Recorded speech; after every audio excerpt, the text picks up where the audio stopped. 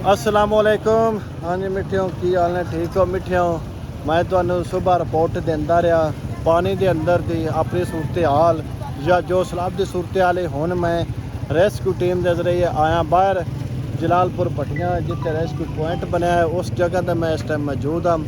हाली भी जिहड़ियां टीमां ने वो रेस्क्यू कर रही ने आवाम नू ते किहड़े विच फसे ने, और उन्होंने खाना भी बना रहे ने, रेस्क्यू भी कर रहे हैं। तो एक अफसोसनाक वाक़या हुण अनंदा दे विच पेश आए अज तो 2-3 घंटे पहले।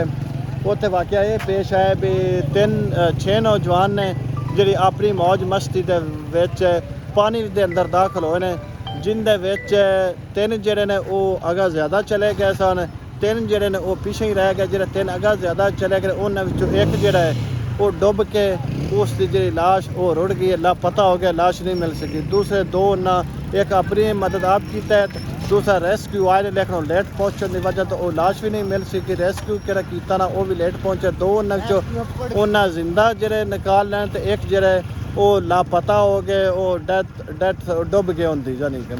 तो हुण जिहड़ी हाले तक सूरत हाल है वो हाले तक भी ये जरा रेस्क्यू पॉइंट बनी के रोड से बनाया है, जितों बेड़गी आ रही है जो अंदर जा रही हैं पानी दे विच। पाक फौज जिहड़ी है वो भी दस्ते मौजूद ने, उन्हां नाल ते अल खिदमत फाउंडेशन या दीगर जिहड़ियां जमातां ने इस अल खिदमत खलक आलियां वो भी ऑपरेशन दे विच हिस्सा लै रही ने। अपना खाना भी बाहर अंदर जिहड़े सलाम मुतासरीन विच वो भी अपना रहे हैं। तो इंशाअल्लाह जिंदगी रही। हुण तुहानू सुबह मिलांगे अपडेट नवीं दे नाल।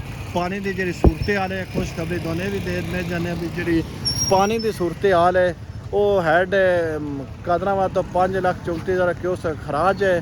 तो अगे जी इस लेवल इलाके जलालपुर भट्टियां इतों भी पानी की सतह कम हो गई है। तमाम हैडा तो जी सतह है वो कम होना शुरू हो गई है। इंशाअल्लाह मज़ीद जरा सैलाब है या जरा वो मेन खतरा है वो टल के बाकी जरा पानी है वो तो इंशाअल्लाह चलते ही रहा सी। तो वस्सलाम।